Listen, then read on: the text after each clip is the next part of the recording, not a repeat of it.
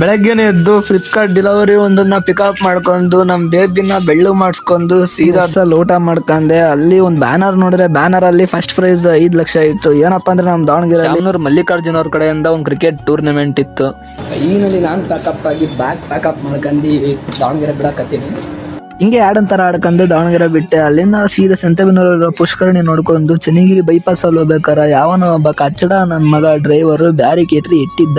ಯಾವ ತರ ಇಟ್ಟಿದ್ದ ಅಂದ್ರೆ ಎಂತ ನನ್ನ ಮಕ್ಕಳಿದಾರಂದ್ರೆ ಓಡಲ್ ಬರಾಕತ್ತೀನಿ. ನೀವು ಒಬ್ಬ ಲಾರಿ ಡ್ರೈವರ್ ಹೋಗಿದೆ ಬ್ಯಾರಿಕೇಟ್ರಿ ಗುಡ್ದಾಗರು ಬ್ಯಾರಿಕೇಟ್ರಿ ಆರೋಯ್ತು. ಇದ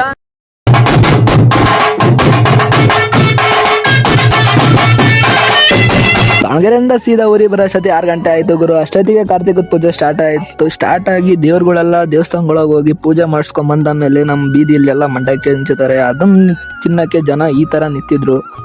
ಜನ ತಿನ್ನೋದೊಂದ್ ಕಡೆ ಆದ್ರೆ ನಮ್ಮ ಅಣ್ಣ ತಿಂತಿದ್ದ ರೀತಿ ಈ ತರ ಇತ್ತು.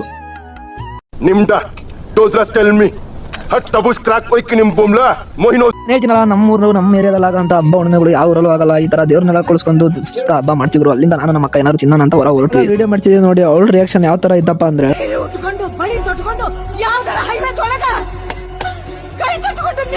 ಇದೇ ತರ ಅವಳ ಮೈಂಡ್ ವಾಯ್ಸ್ ಇತ್ತು ಅನ್ಕೊಂಡು ಬಿರಿಯಾನಿ ತಿನ್ಕೊಂಡು ಅಲ್ಲಿಂದ ಸೀದಾ ಮನೆ ಕಡೆ ಹೋದ್ವಿ. ಇದಿಷ್ಟು ನಾನು ಊರಿಗೆ ಬಂದಿದ್ದ ಲಾಗ ಆಯ್ತು. ನಾಳೆ ಇನ್ನೊಂದು ಲಾಗ್ ಆಗ್ತೀನಿ. ಇಲ್ಲಿವರೆಗೂ ಸಪೋರ್ಟ್ ಮಾಡ್ರಿ, ಲೈಕ್ ಮಾಡ್ರಿ. ಇಷ್ಟೇ ಬಾಯ್.